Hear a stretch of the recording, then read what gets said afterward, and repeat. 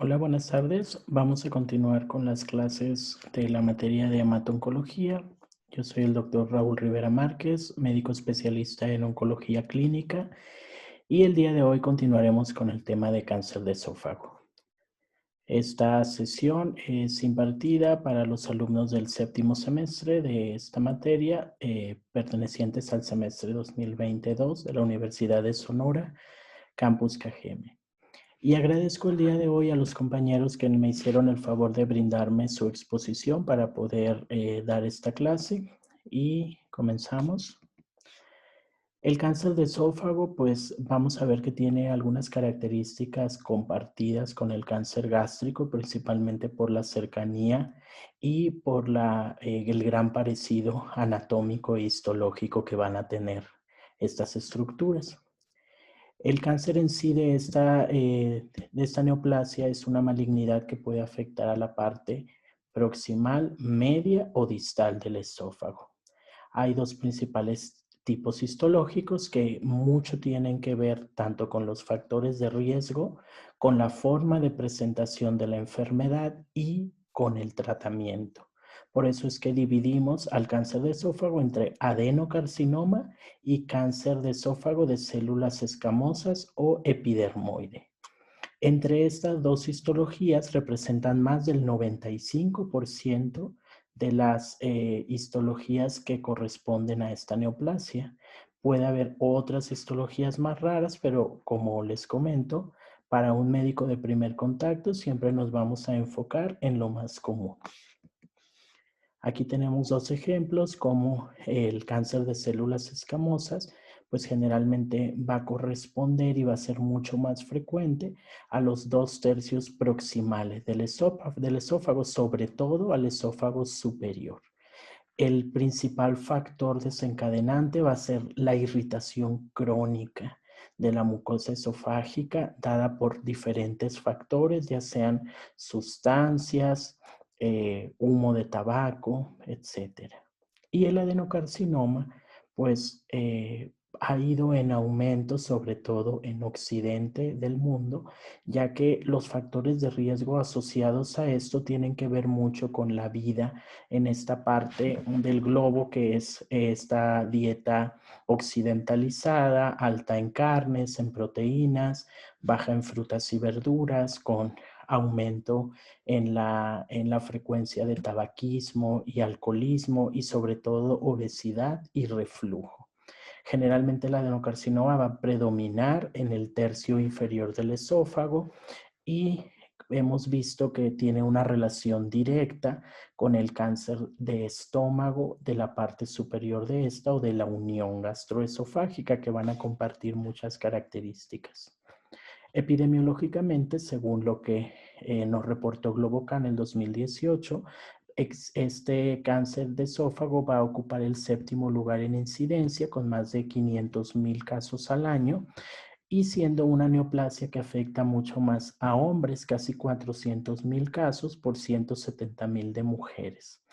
Y en cuanto a la mortalidad, ocupa el sexto lugar. Y vemos otro dato aquí muy importante, que en un año la incidencia es 570,000, o sea, son los casos nuevos que se diagnostican, y hay 500,000 muertes en ese año por esta enfermedad. Por lo tanto, es una enfermedad con una alta letalidad. En México, la incidencia pues no va a estar dentro de los primeros lugares. Desafortunadamente, mucho tendría que ver también una disminución en la capacidad diagnóstica de nuestras instituciones de salud y que muy probablemente sea un cáncer infradiagnosticado.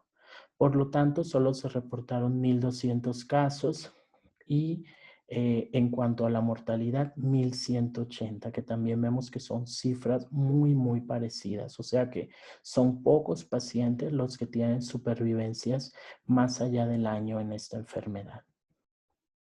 Dentro de los factores de riesgo, sí los vamos a dividir en que aquellos factores de riesgo que son característicos del cáncer escamoso o epidermoide y los que son característicos del adenocarcinoma. Los principales factores de riesgo van a ser el tabaquismo y el alcoholismo, que mucho tiene que ver, al igual que el cáncer de cabeza y cuello, donde estos factores tienen un efecto sinérgico. Por lo tanto, un paciente con alcoholismo y tabaquismo, su efecto maligno, su efecto neoplásico es todavía mucho mayor que si tienen el factor por sí solo. La acalasia esofágica, por esta irritación crónica que existe en estos pacientes, un estrato social bajo, sobre todo por el tipo de alimentación que presentan, la dieta, como habíamos mencionado, alta en grasas, baja en frutas y verduras, alta en proteínas, principalmente carne roja. El reflujo gastroesofágico, que en general puede ser para las dos enfermedades, pero puede ser también para el adenocarcinoma de la unión, porque puede desencadenar esófago de Barrett, pero esta misma inflamación crónica, cuando está en el tercio medio superior del esófago, también puede causar el desarrollo de un cáncer escamoso. Las lesiones por cáusticos, que esto en niños es característico, las intoxicaciones por cloro, por ejemplo, al tomarse y estos dañar directamente la mucosa esofágica, ese daño y esa inflamación y la cicatrización que se origina puede ser un desencadenante. Otras neoplasias de cabeza y cuello, pacientes con cáncer de laringe, cáncer de lengua, del resto de los sitios de cavidad oral. Por lo tanto, estos tumores comparten los mismos factores de riesgo, principalmente el tabaco y el alcohol. Por lo tanto, un paciente que tiene un cáncer de cabeza y cuello puede tener un cáncer en la vía esofágica o a nivel pulmonar. Alrededor, en algunas estadísticas, entre un 4 y un 7% tienen cáncer sincrónico, o sea que al mismo tiempo en el organismo están desarrollándose dos neoplasias diferentes. Y el cáncer de mama, sobre todo, también lo reconocemos como un factor asociado por la radiación, por los factores de riesgo que van junto, por sobre todo la dieta, el tabaquismo y la ingesta de bebidas calientes. Esto es muy importante ya que existe un área en el mundo que lo conocemos como el cinturón del cáncer de esófago, que está en los países de Mongolia, China, el norte de la India, Kazajistán. Estos países tienen ciertos hábitos de consumo de bebidas calientes o a altas temperaturas, sobre todo por el tipo de clima que ellos tienen y por algunas costumbres de este tipo de bebidas. Por lo tanto, está reconocido como uno de los lugares del mundo donde hay más incidencia de cáncer de esófago de tipo escamoso. Por lo tanto, el tomar bebidas muy calientes de forma frecuente sí es un factor de riesgo para esta neoplasia. Y los factores de riesgo que estarían un poco más asociados, pero al adenocarcinoma, pues serían, como habíamos mencionado, el reflujo gastroesofágico que puede originar el esófago de Barrett, que recordemos que es una metaplasia a nivel de la unión gastroesofágica y que esta puede ser la lesión premaligna que conlleve al cáncer esofágico o de la unión gastroesofágica. Por lo tanto, los pacientes con reflujo se debe evaluar el riesgo de tener esta metaplasia, el esófago de Barrett, y los que ya son diagnosticados con esófago de Barrett tienen que tener un seguimiento especializado por el gastroenterólogo, el oncólogo, porque en algunos casos se puede llegar hasta cirugías o solo el seguimiento endoscópico. La obesidad es un factor muy importante que aumenta el reflujo gastroesofágico y que mucho se relaciona con estas dietas de mala calidad.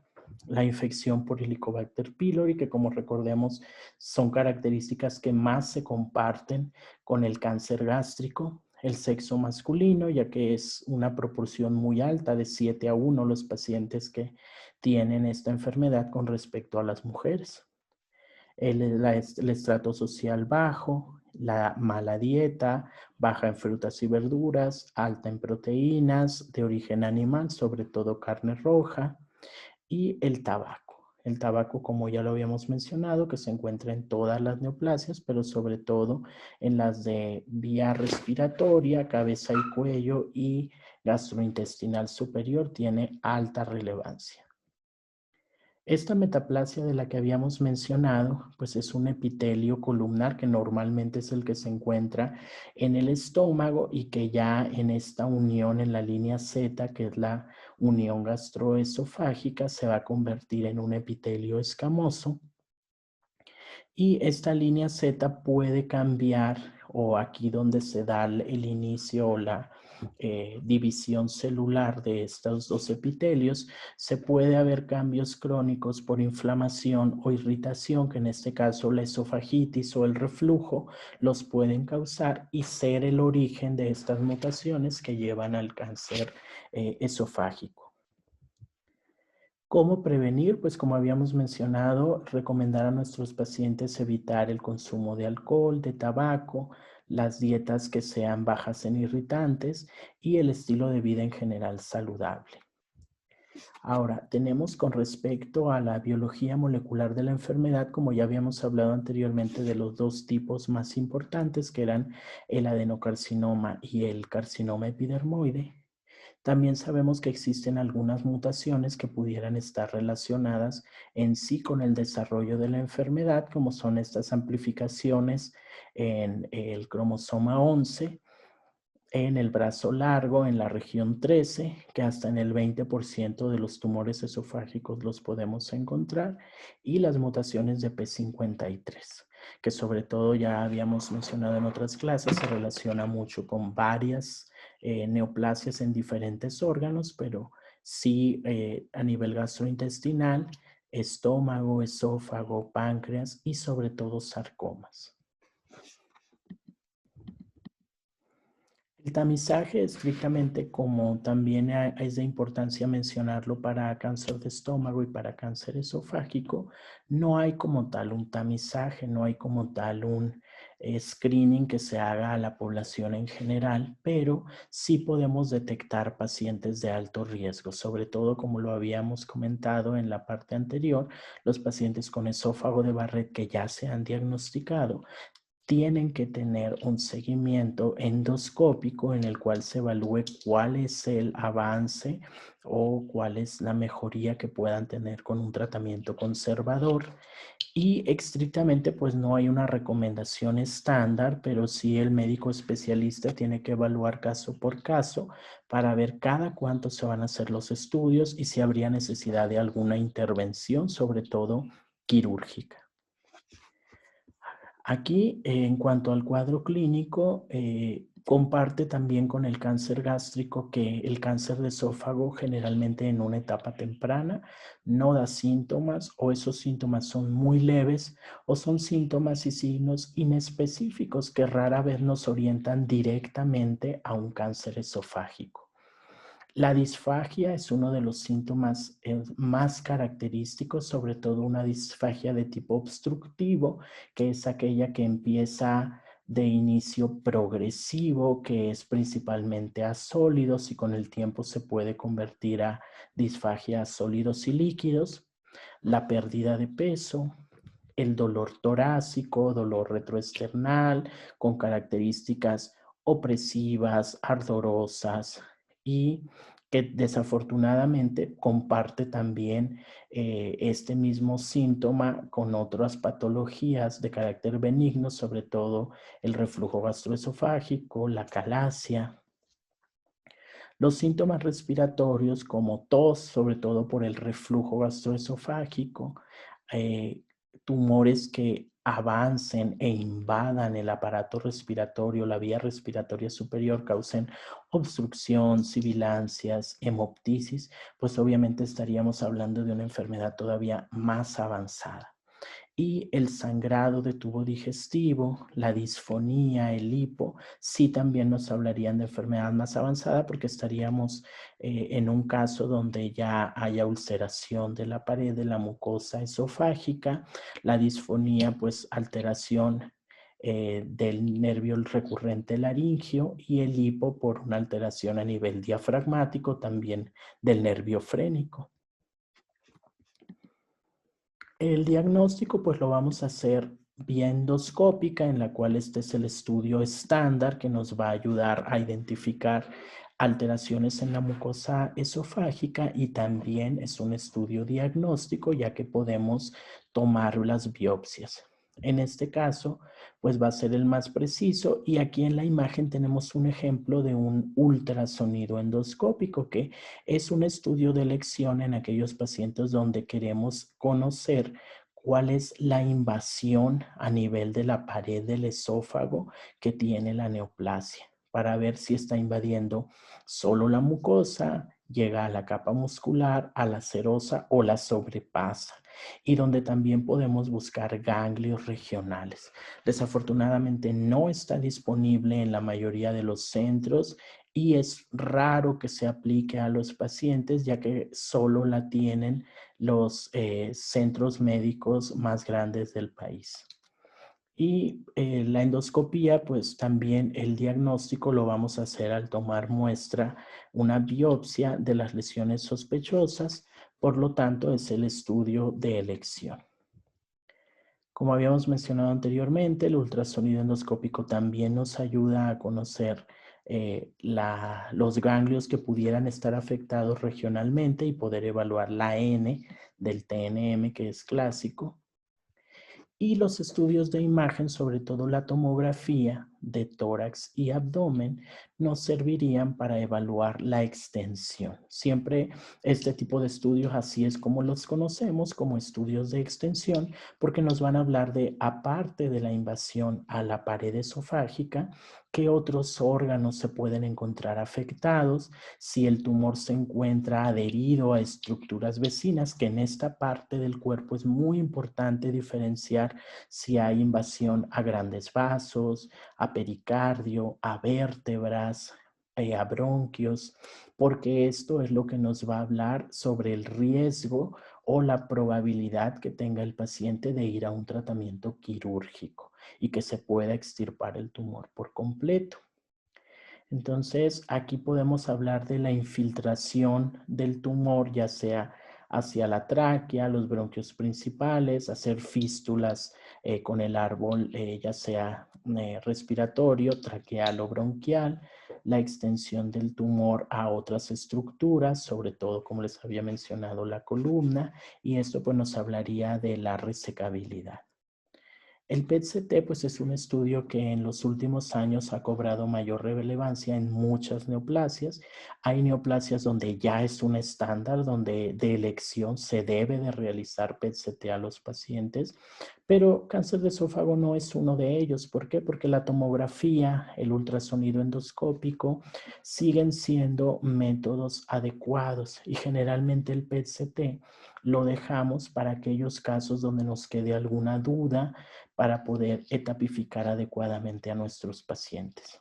Recordemos que es un estudio de medicina nuclear en el cual se combina la imagen de la tomografía con una imagen de medicina nuclear que conlleva la infusión intravenosa de un radiofármaco, de un radioisótopo, que es el FDG, el 18-FDG, que es fluoro de oxiglucosa. Y esto pues va a hacer que, como lo vemos en la imagen de la derecha, brille o capte los sitios donde hay mayor metabolismo. Obviamente no quiere decir que más metabolismo es igual a cáncer, sino que el metabolismo solo nos habla de que hay más consumo de glucosa en esos sitios. Lo puede dar una infección, lo puede dar una inflamación, pero es muy típico de algunos cánceres, no de todos, sobre todo aquellos que tienen un comportamiento rápido o un crecimiento más agresivo. La resonancia magnética, sobre todo en estos casos donde quedemos en duda si hay invasión a pericardio, a vasos, a columna, estas estructuras, estos tejidos blandos del mediastino, pues son de importante relevancia, ya que nos van a hablar de la resecabilidad de la enfermedad, y aquí es donde, si con la tomografía nos queda duda, no tenemos disponible un PET, o incluso con el PET no podemos definirlo bien, la resonancia sí nos ayudaría a establecer exactamente cuál es la relación del tumor con estos tejidos circundantes. Aquí tenemos pues estos métodos, como decíamos, en cuanto al TNM, que nos ayudan, el ultrasonido endoscópico, que nos ayuda principalmente para establecer la T y la N, la tomografía puede ser para cualquiera, pero principalmente es para la N y la M, el PET-CT, que puede ser para cualquiera, pero es más para la M y la N, y la resonancia, que sí nos habla más de la T y de la N, y rara vez nos va a ayudar con la M, porque hay órganos que no los podemos ver adecuadamente por resonancia, como por ejemplo el pulmón. Histológicamente, esto ya lo habíamos mencionado, los dos tipos más importantes son el carcinoma escamoso o epidermoide y el adenocarcinoma, que su origen pues va a ser si es del epitelio plano, en el caso del escamoso o epidermoide, o si es del epitelio glandular, en el caso del adenocarcinoma, que es el que se relaciona con el esófago de Barrett. En cuanto también a la histología, existen tumores que no epiteliales que generalmente se presentan de forma infrecuente, como el leiomiosarcoma, que se origina del músculo liso, o algunos otros como papilomas, adenomas, pólipos, que se consideran tumores benignos, solo se deben de tomar en cuenta para el diagnóstico, pero no son de relevancia para esta clase, ya que nos vamos a enfocar en lo más común. Entonces, aquí tenemos una imagen muy importante donde podemos observar la clasificación de Siewert-Stein. Siewert nos va a hablar de la división que tenemos en la unión gastroesofágica para definir cuáles tumores son propiamente esófago inferior, cuáles son de la unión y cuáles son de estómago. Estos tres tipos de presentaciones, ya sea por las medidas que estamos viendo a partir de la línea Z, que es donde nosotros dividimos el epitelio escamoso y donde inicia el epitelio adenoma, adenos de glándulas o de glandular, porque aquí es muy importante definir para el tratamiento. Si nosotros tenemos un cáncer de la unión gastroesofágica estrictamente, lo vamos a considerar como un adenocarcinoma tipo 2 y el tratamiento va a ser muy diferente si lo consideramos un cáncer de esófago inferior o un cáncer de estómago superior, que sería el adenocarcinoma Siewert tipo 3. La etapificación, como ya le habíamos mencionado, pues no es también de relevancia para ustedes como médicos de primer contacto, pero sí es importante que sepan que la etapa 1, la primera sería la enfermedad temprana, la etapa 2 ya sería una enfermedad localmente avanzada, al igual que la etapa 3, y la etapa 4 pues es la enfermedad avanzada o metastásica. Y aquí la invasión a la pared de la mucosa esofágica es muy importante para marcar la T, porque es un factor pronóstico para decir cuál es la probabilidad de que haya invasión a ganglios o a órganos distantes, y es lo que estaríamos evaluando principalmente con el ultrasonido endoscópico. Ok, aquí tenemos igual otra imagen de qué tan profundo va llegando el tumor. Vean en la imagen de la izquierda que ya sobrepasa la mucosa y llega a la submucosa, y en la imagen de la derecha vemos cómo el tumor ya está llegando a la capa muscular. Y sobre todo cuando sobrepasa la muscular y llega ya al tejido conjuntivo. Aquí es, perdón. Y cuando sobrepasa en la imagen de la derecha y llega ya a los ganglios regionales. Y en este caso, un cáncer avanzado o metastásico donde ya hay invasión de otros órganos, como por ejemplo aquí la infiltración al diafragma, infiltración al pericardio, a la aorta, a la pared torácica. ¿Okay? Y los órganos a distancia que se pueden afectar, como son pulmón e hígado. El tratamiento pues va a ir encaminado a la etapa de la enfermedad, al TNM y al tipo, porque sí hacemos diferencia en cuanto a si es un cáncer esofágico tipo adenocarcinoma o un carcinoma epidermoide o escamoso. La cirugía siempre va a ser el tratamiento de elección en aquellos pacientes donde sea factible realizarla porque son tumores resecables. Y recuerden que en oncología, en la gran mayoría de los procedimientos quirúrgicos que tienen intención curativa, el objetivo es quitar toda la enfermedad y si no se puede quitar toda, generalmente no se realizan. Entonces, en cáncer de esófago es muy importante definir si va a ir el paciente a cirugía o no, porque las cirugías a nivel esofágico son riesgosas, son cirugías que tienen alta morbilidad. ¿Por qué? Uno, por el sitio donde se está maniobrando, que generalmente son abordajes por toracotomía, ya es que se ingresa al mediastino, o en algunos casos se tienen que hacer abordajes dobles, abdominales y torácicos. Entonces, el paciente debe estar en muy buenas condiciones nutricionales y de estado de salud para poder tolerar un procedimiento de este tipo. Y a pesar de eso, pues sí tienen riesgos de dehiscencias, sangrado, infecciones, fístulas. Por lo tanto, estos pacientes que van a ser llevados a cirugía, si tratamos de que estemos con mucha claridad en cuanto a cuál es el beneficio que se va a obtener con este procedimiento para poder ofrecérselo al paciente. La cirugía pues obviamente tiene la probabilidad de resecar y de alargar la vida del paciente y desafortunadamente aproximadamente solo un tercio de los pacientes pueden llevarse a esta, por lo tanto en algunas ocasiones preferimos dar un tratamiento neoadyuvante o un tratamiento preoperatorio, que puede ser solo quimioterapia, solo radioterapia o la combinación de radioterapia más quimioterapia. Y después de esto, entonces, valorar el tratamiento quirúrgico. Aquí es muy importante nada más recalcar que, por ejemplo, en el cáncer epidermoide de esófago superior, no se recomienda la cirugía, aunque sea resecable. Sobre todo porque la cirugía es todavía más mórbida en el esófago superior, es una cirugía muy compleja y generalmente el cáncer epidermoide del esófago superior tiene un comportamiento con una buena respuesta a radioterapia. Entonces son tumores radiosensibles que con un tratamiento de radioterapia o de quimioradioterapia la mayoría de los pacientes tienen una respuesta completa. Entonces, los pacientes pueden quedar sin enfermedad y sin necesidad de un procedimiento quirúrgico. Y la cirugía se dejaría solo como rescate.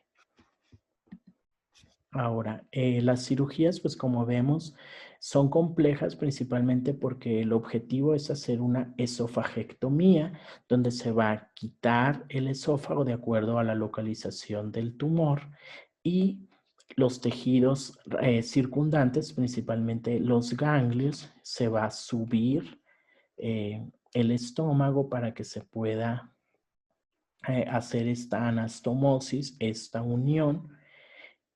Y obviamente el paciente va a tener problemas para la alimentación, ya que no va a tener como tal una cavidad específica para contener el alimento. Pueden tener síndromes como por ejemplo dumping, que van a afectar la nutrición del paciente, la absorción de ciertos nutrientes, principalmente la vitamina B.